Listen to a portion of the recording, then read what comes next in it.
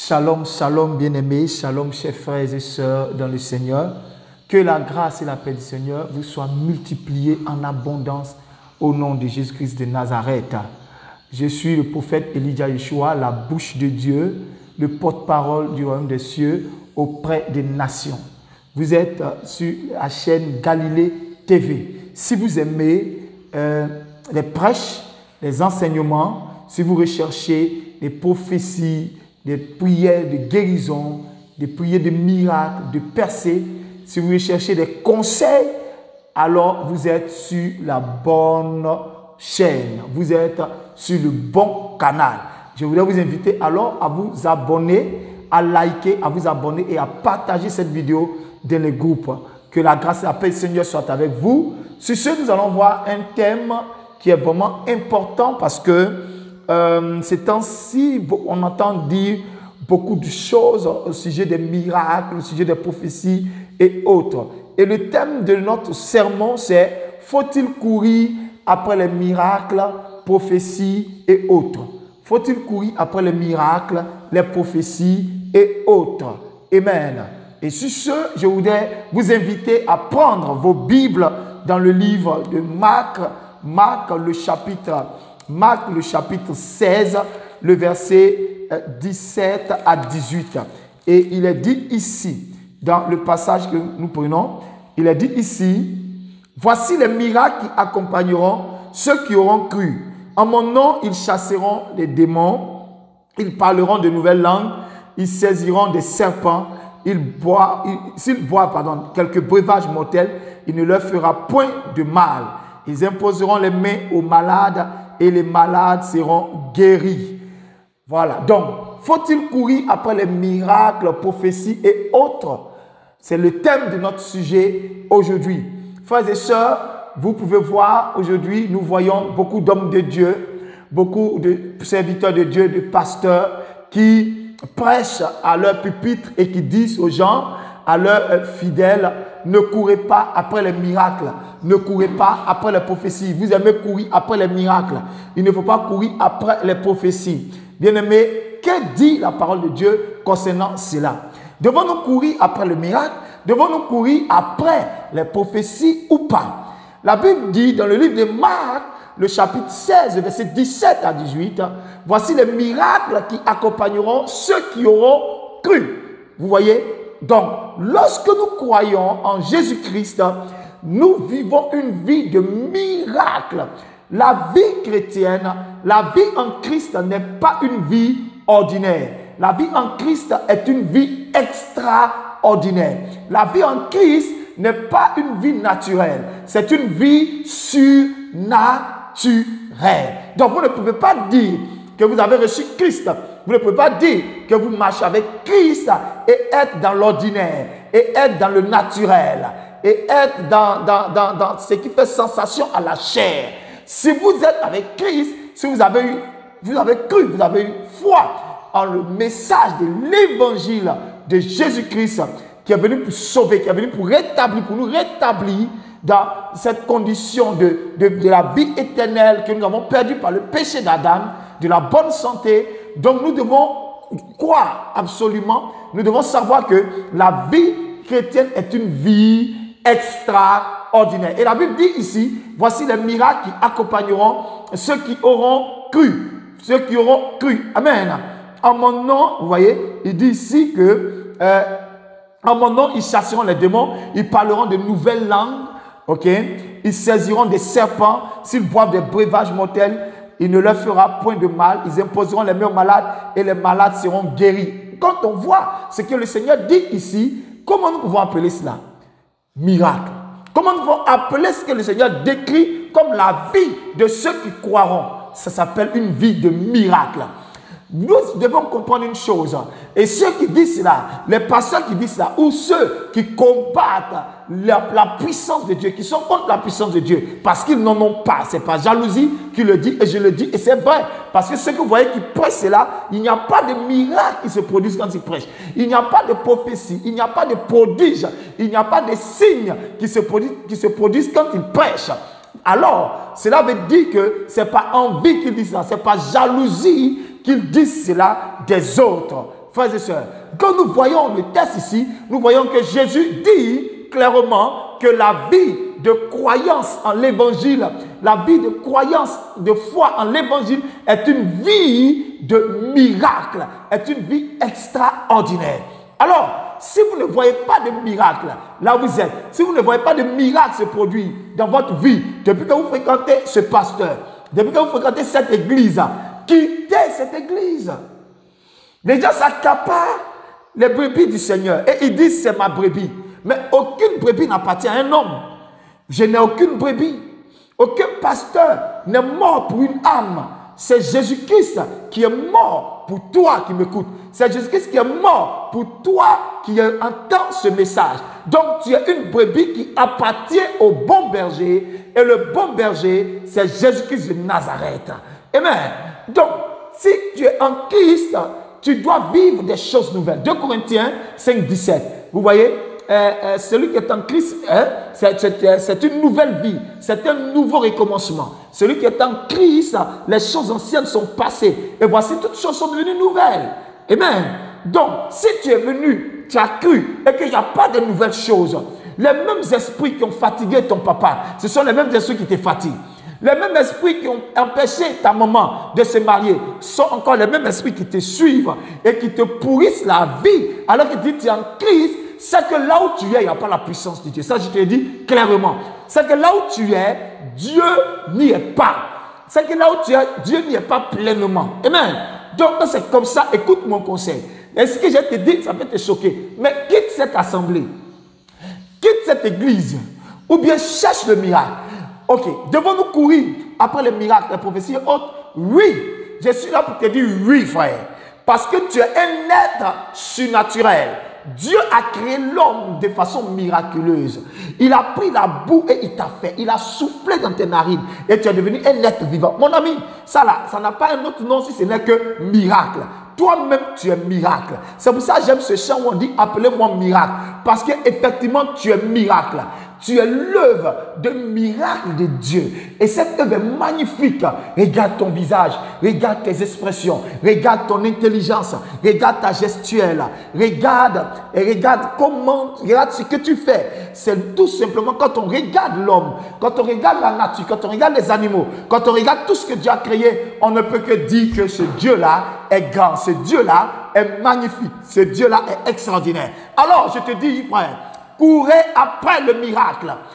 Courez après le miracle.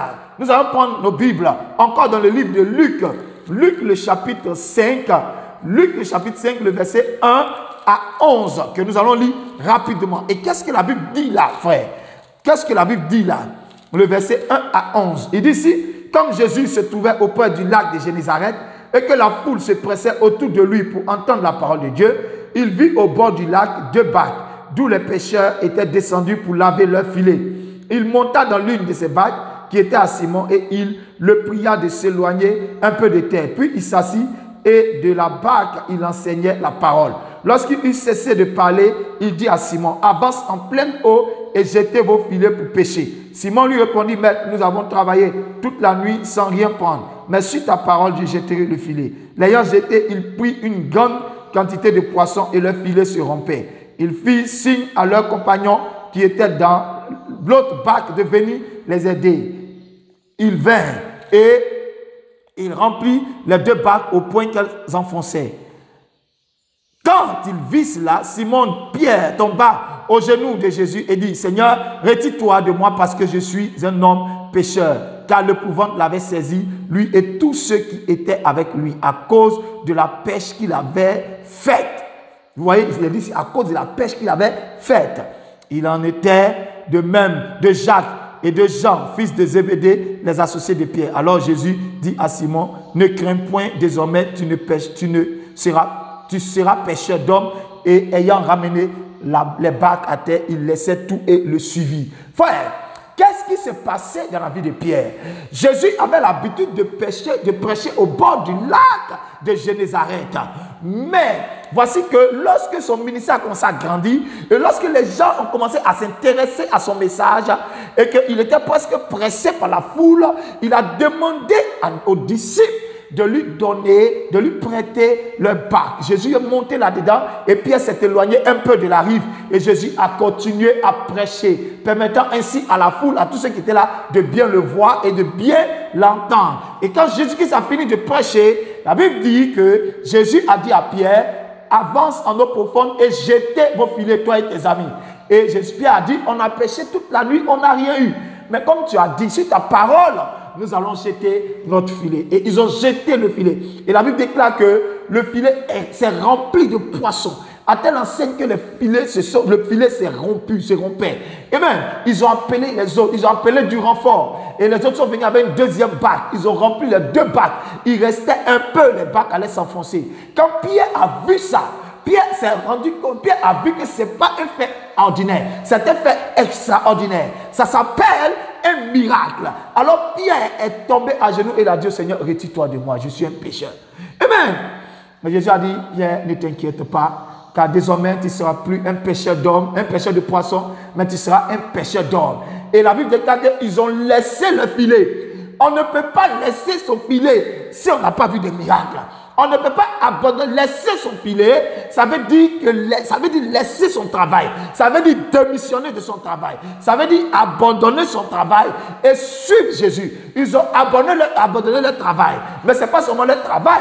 Ils ont abandonné leurs femmes. Ils ont abandonné les enfants. Ils ont abandonné tout ce qui leur appartenait pour marcher avec le Seigneur Jésus. Pour suivre Jésus. Pour marcher avec Jésus-Christ de Nazareth. Frères et sœurs, mais regardez pourquoi l'ont-ils fait? Parce qu'ils se sont trouvés devant un acte peu commun, devant un fait qu'ils n'ont pas l'habitude de vivre. Ça s'appelle le miracle. Croyez-vous que s'il n'y avait pas eu de miracle, Pierre aurait suivi Jésus? Parce que Jésus prêchait seulement? Non. Croyez-vous que s'il n'y avait pas eu de miracle, Jean aurait suivi Jésus? Parce que Jésus prêchait seulement? Non. Croyez-vous que s'il n'y avait pas de miracle, André aurait suivi Jésus? Parce que Jésus prêchait seulement? Non. Pensez-vous que s'il n'y avait pas de miracle, Jacques aurait suivi Jésus parce que Jésus prêchait seulement? Non, c'est le miracle qui les a convaincus. Le miracle suscite la foi. Écoutez-moi bien. Et je vous parle, je te parle à toi qui m'écoutes. N'écoute pas les messages qui pullulent sur les réseaux sociaux où les gens disent non, ne courez pas après les miracles. C'est des faux prophètes, c'est des ceci, c'est des cela. C'est vrai qu'il y a des faux. C'est vrai qu'il y a des gens qui font des faux miracles. Mais écoutez-moi bien, le premier en matière de miracles, c'est Dieu. Le premier en matière de miracles s'appelle Jésus-Christ de Nazareth. Celui qui fait le plus de miracles, le plus de signes et de prodiges, c'est Jésus-Christ, mon Seigneur et mon Dieu, que je suis en train de prêcher en cette heure.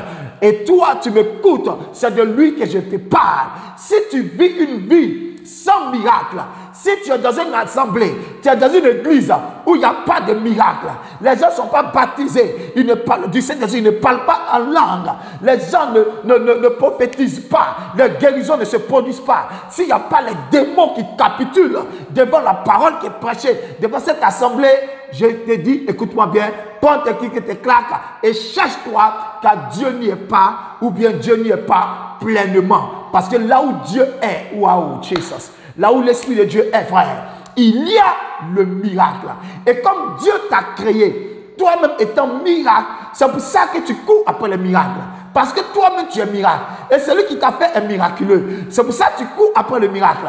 Alors ne laisse pas les gens t'endormir. Ne laisse pas les gens te faire croire que le fait que tu cherches ta délivrance, c'est une mauvaise chose. Ne laisse pas les gens te faire croire que le fait que tu cherches ta guérison est une mauvaise chose. Ne laisse pas les gens te faire croire que le fait que tu cherches ton miracle est une mauvaise chose. Tu n'as pas à avoir du remords. Tu n'as pas à regretter. Tu n'as pas à avoir peur. Dis seulement à Dieu, conduis-moi là où vraiment tu es, pour que j'aie ma délivrance.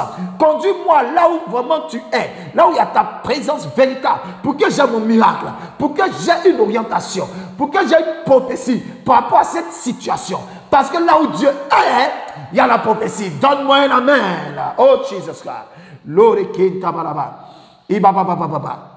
Luc, le chapitre 8, le verset 42. Luc, le chapitre 8, le verset 42. Frère, dis quoi? Regardez ici. Regardez ici. Il a dit ici. Luc, chapitre 10, pardon, le verset 41. Amen. Le verset 41. Et on va descendre. Amen. Il dit ici, et voici, il y avait un homme nommé Jairus qui était chef de la synagogue et chef de la synagogue. Il se jeta à ses pieds et le supplia d'entrer dans sa maison. Parce qu'il avait une fille unique d'environ 12 ans qui se mourait. Pendant que Jésus y allait, il était pressé par la foule. Or, il y avait une femme atteinte d'une perte de sang depuis 12 ans et qui avait dépensé tout son bien pour les médecins, sans qu'aucun n'ait pu la guérir. Elle s'approcha par derrière et toucha le bord du vêtement de Jésus. Au même instant, la perte de sang s'arrêta et Jésus dit, « Qui m'a touché ?» Comme tous s'en défendaient, Pierre et ceux qui étaient avec lui dirent, « Maître, la foule t'entoure et te presse. Et tu dis, qui m'a touché ?» Mais Jésus répondit, « Quelqu'un m'a touché, car j'ai connu qu'une force était sortie de moi. » La femme, se voyant découverte, vint toute tremblante se jeter à ses pieds et déclara devant tout le peuple pourquoi elle avait touché et comment elle avait été guérie à l'instant. Jésus lui dit, « Ma fille, ta foi t'a sauvée, va en paix. » Vous voyez, qu'est-ce que Jésus a dit à cette femme? Ta foi t'a sauvée, va en paix. Mais qu'est-ce que cette femme cherchait? Le miracle. Qu'est-ce que cette femme cherchait? Jésus. Et elle savait que si elle avait trouvé Jésus, elle avait trouvé la source du miracle. Parce que Jésus est la source du miracle. Donc, courir après le miracle, c'est un acte de foi. Et ceux qui courent après le miracle sont des héros de Dieu. Laissez-moi vous dire que ceux qui courent après le miracle sont des héros de Dieu. La Bible dit que Jésus a dit à cette femme, « Ma fille, ta foi t'a sauvée. » Elle a reçu un miracle. Elle souffrait de la perte de sang. Elle a dit que je dois le toucher. Je dois le toucher. Elle a cherché. Elle est venue de loin. Elle a payé le transport. Elle est venue de loin. Elle a pris l'avion. Elle a pris la voiture. Elle est allée. Elle a marché peut-être. Elle est allée trouver Jésus-Christ de Nazareth. Elle a lutté pour avoir son miracle. Cette femme a lutté pour avoir son miracle. N'écoutez pas ceux qui vous disent ne courez pas après le miracle. Moi, Elijah Yeshua, la bouche de Dieu, le porte-parole de Dieu auprès de l'église, je vous dis courez après le miracle. Parce que Dieu est miraculeux. Ta vie doit être miraculeuse. Tu ne peux pas fréquenter une église où tu es arrivé en tant que chômeur et ça fait 2 ans, ça fait 3 ans, tu es toujours chômeur. Tu ne peux pas arriver dans une église où tu es arrivé en tant que célibataire et ça fait 3 ans, ça fait 4 ans, tu ne peux même pas te fiancer, tu es toujours célibataire. Parce qu'il y a des esprits de famille qui t'accablent et il y a quelqu'un qui est là, à qui tu fais des offrandes, à qui tu donnes la dîme et qui ne peut pas prier pour toi, qui ne peut pas te libérer de ce joug parce qu'il n'a pas été lui-même libéré du joug. Il n'a pas été lui-même impacté, il ne peut pas t'impacter. Et ta vie est médiocre. Et tu souffres et tu pleures. Alors que chaque jour, tu vas dans cette assemblée. Tu as même un poste de responsabilité. Tu as même un poste de responsabilité dans cette assemblée. Tu fais tes enfants dans cette assemblée. Tous tes enfants sont dans cette assemblée. Mais rien ne va dans ta vie. Écoute-moi bien. Plie bagage et sors de là. Tu n'es pas la brebis d'un tel homme de Dieu. Tu es la brebis de Jésus. C'est Jésus qui est mort pour toi. Entends-moi bien. C'est Christ qui a donné sa vie pour toi. C'est à lui que tu appartiens, pas à un homme. Tu n'as pas le crédit de quelqu'un. Nous allons prendre encore un deuxième passage. Un deuxième passage. 1 Corinthiens, le chapitre 2. 1 Corinthiens, le chapitre 2, le verset 4 à 5. 1 Corinthiens, le chapitre 2, le verset 4 à 5. Et il dit ici, « Et ma parole et ma prédication ne reposaient pas sur les discours persuasifs de la sagesse, mais sur une démonstration d'esprit et de puissance, afin que votre foi soit fondée non sur la sagesse des hommes, mais sur la puissance de Dieu. » Oh, regardez ce que la Bible dit ici. Paul dit que ma parole, ma prédication, ce n'était pas des discours, ce n'était pas de la théologie, ce n'était pas des papiers, des thèmes. Je venais pour prêcher. Chaque dimanche, un nouveau thème. Chaque dimanche, un nouveau thème qui ne change pas la vie des gens, qui ne change pas la situation des gens. Paul dit non, ma parole et ma prédication ne reposaient pas sur des discours persuasifs de la sagesse, mais sur une démonstration d'esprit et de puissance. Dès que tu pries quelque part, si tu es membre d'une assemblée, ton pasteur, ton prophète, ton évangéliste doit être capable de démonter la puissance de Dieu. S'il n'est pas capable de démonter la puissance de Dieu, quitte là-bas. Quitte là-bas. Regardez ce qu'il dit au verset 5. Il dit, afin que votre foi soit fondée, non sur la sagesse des hommes, mais sur la puissance de Dieu. Amen.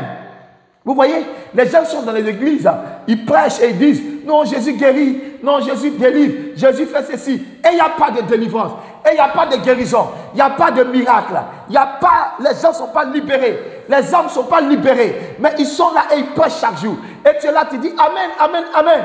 Mais le mari de lui est là, la stérilité est là, mon frère, le chômage est là, la pauvreté est là, les sorciers veulent te tuer, tu dors à peine, rien ne va dans ta vie, tout ce que tu fais, ça ne marche pas, tout ce que tu investis échoue, et tu vas être là en train de dire non, et quelqu'un là te dit non, Jésus bénit, Jésus guérit, Jésus fait ceci, et tu ne vois pas cela dans ta vie. Prends tes clics et tes claques, et cherche-toi. Dieu n'y est pas. Va où il y a miracle. Va où il y a miracle. Je te dis, va où il y a miracle. Va où il y a prophétie. Dis à Dieu, oriente-moi où il y a la vérité. Où c'est toi qui agis vraiment. Et va là-bas. Dieu va te parler. Dieu va te monter un serviteur. Dieu va te monter un prophète. Va là-bas et va. Et prie avec lui désormais. Paul dit, afin que votre foi ne soit pas basée sur des discours, mais sur la puissance de Dieu. Vous voyez, afin que votre foi ne soit pas basée sur ce que les gens disent, mais sur ce que Dieu peut faire. Ta foi ne doit pas être basée sur ce que ton pasteur dit, mais sur ce que Dieu peut faire. Dieu peut ressusciter les morts. Dieu peut chasser les démons. Dieu peut faire des miracles extraordinaires, inouïs.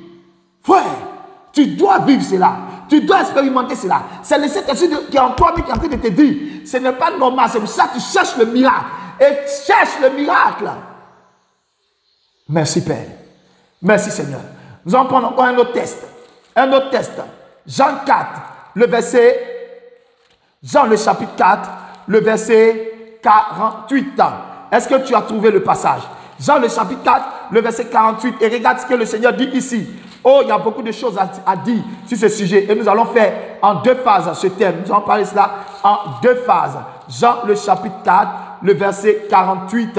Nous lisons la parole de Dieu. Jésus l'a dit, si vous ne voyez des miracles et des prodiges, vous ne croyez point.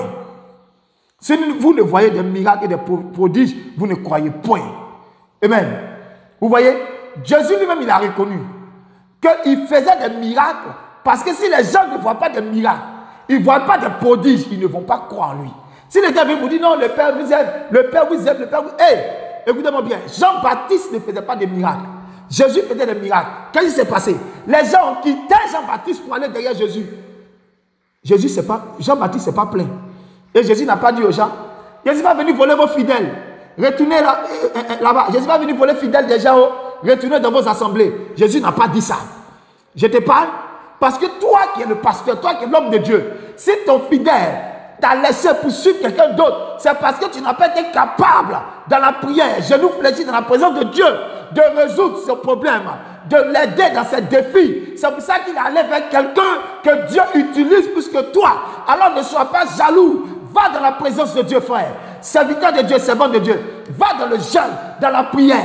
Enferme-toi et dis à Dieu, je veux la puissance du Saint-Esprit. Qu'il y ait des signes, et des prodiges et des miracles qui accompagnent ma prédication. Et tu vas voir si les choses ne vont pas changer. Et tu vas voir si les fidèles vont te quitter. Tu vas voir si les brebis vont quitter ton assemblée. Ils ne quitteront jamais ton assemblée. Parce que là où il y a la verdure, là où il y a l'eau, les brebis ne quittent jamais là.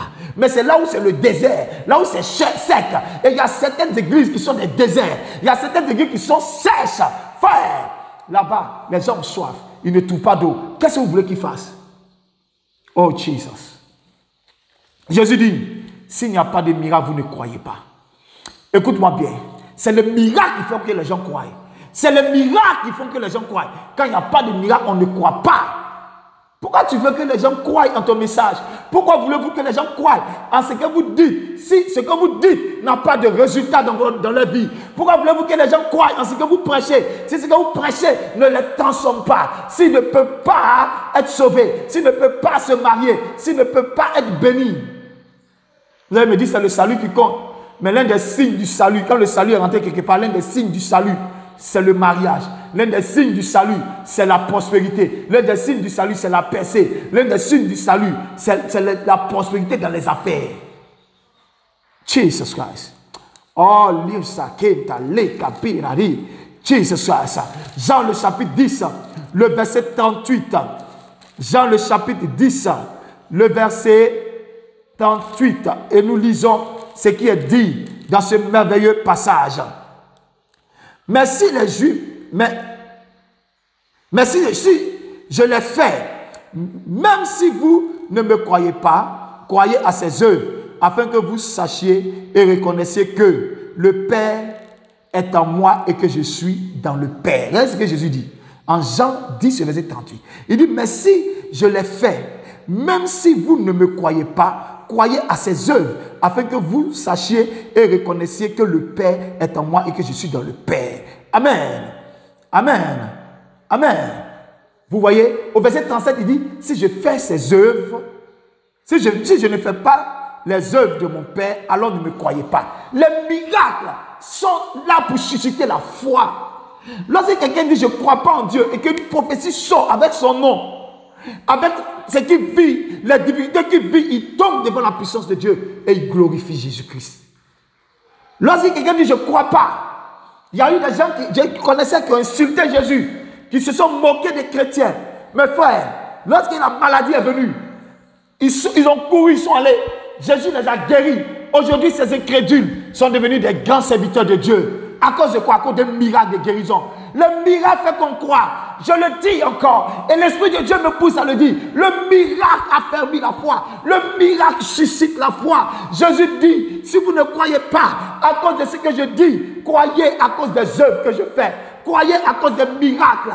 À cause des miracles, on croit, frère. À cause des miracles, on croit. S'il n'y a pas de miracle dans ton assemblée, les gens partiront. Si les vies des gens ne sont pas restaurées par la puissance du Saint-Esprit, les gens partiront. Si la vie des gens n'est pas révélée dans les moindres détails, s'ils ne comprennent pas qui est derrière ce qui leur arrive, qu'est-ce qui se passe dans leur vie, frère, ils partiront de cette assemblée et ne soient pas là en train de les maudire parce qu'ils font ce que Dieu veut qu'ils fassent. Oh, Jesus Christ. Jesus Christ. Jesus Christ. Et nous allons lire un dernier passage. Et nous allons finir ce message. En Jean 14, le verset 12. Jean 14, le verset 12. Il dit ici, en vérité, je vous le dis, celui qui croit en moi fera aussi les œuvres que je fais. Et il en fera de plus grandes, parce que je m'en vais au Père. Ah! En vérité, je vous le dis, celui qui croit en moi fera les œuvres que j'ai faites, mais il en fera de plus grandes parce que je vais au Père. Le chrétien qui ne fait pas les œuvres que Jésus a faites n'est pas un chrétien digne du royaume. Il met la honte sur Jésus. Il met la honte sur l'évangile. Il fait que les gens insultent Dieu. Un chrétien qui n'est pas capable de chasser les démons en une minute, il fait que les gens insultent Dieu. Un chrétien qui n'est pas capable de prophétiser, de parler en langue, de guérir les malades, il fait que les gens insultent Dieu. Jésus dit que voici, ceux qui croient en moi feront ce que j'ai fait. Alors, je vais parler à toi qui m'écoutes, toi pasteur, toi serviteur, toi servant de Dieu, dans la vie de quelqu'un il n'y a pas de miracle et qui donne des prophéties mensongères, des prophéties qui ne s'accomplissent pas. Comment peux-tu dire que tu as cru s'il n'y a pas de signe? Si l'évidence n'est pas là, si la puissance de Dieu n'est pas là, comment? La vie chrétienne est une vie extraordinaire. Je parle à tous ceux qui m'écoutent. Vous qui êtes dans les églises où on vous a endoctriné. Vous allez juste pour 1 heure du temps, 1 heure 30 minutes. Vous sortez, il n'y a pas de puissance. Parce que là où l'Esprit de Dieu travaille, on ne fait pas 1 heure du temps, frère. Dieu travaille et on a envie de rester. Même si on peut faire une journée, on est assis, frère. Écoutez-moi bien. Sortez de ces églises. Dieu m'envoie pour vous parler. Sortez de ces assemblées. Cherchez le miracle. Toi qui sais Dieu, qui ne vois pas de miracle dans ta vie, tu ne vois pas de prodige, tu ne vois pas de signes dans ta vie, rentre dans la prière, va dans le jeûne, rentre dans la présence de Dieu, enferme-toi dans ta chambre, comme je me suis enfermé dans ma chambre, et j'ai vu le miracle, et j'ai vu la main de Dieu, frère. Écoutez-moi bien, lorsque les miracles se produisent, lorsque la parole authentique est prêchée, et cette parole produit forcément des miracles, lorsque ces miracles se produisent, personne ne s'en va. Personne n'abandonne l'assemblée. Personne ne quitte cette église. Je vais prier pour toi maintenant. Je vais prier pour toi maintenant. Je vais prier et Dieu va t'impacter. Je vais prier et tu vas avoir un miracle. Tu crois au miracle? Est-ce que tu crois au miracle? Dis-moi oui, je crois au miracle. Et regarde, touche ton écran maintenant et je prie. Et je prie, et je prie. In the mighty name of Jesus Christ. Papa. Père, fais un miracle. Père, débloque la situation de cette soeur. Père, débloque la situation de ce frère. Père, apporte le miracle. Père, ouvre les portes. Père, bénis. Père, guéris-le maintenant. Que cette maladie le libère. Par mighty name of Jesus Christ. Holy Ghost, like a leka, pera, rika, losa, reka, le. Jesus, mama, leka. Jesus. Reçois. Sois délivré. Sois guéri. Sois délivré. Sois guéri. Au nom puissant de Jésus-Christ de Nazareth. C'est fait. Mais le témoignage, quelque chose s'est passé. Je crois au travers de cette vidéo, quelque chose s'est passé. Mets ton témoignage en commentaire sur ce que la grâce et la paix sont avec toi. Je t'invite à t'abonner, à liker et à partager cette vidéo. Nous allons voir la deuxième partie. Faut-il courir après les miracles, prophéties et autres tout à l'heure? Vous pouvez suivre dans la partie numéro 2. Que la grâce et la paix soit avec vous. Béni sois-tu le Seigneur pour tout ce que tu fais. Ciao, ciao, ciao.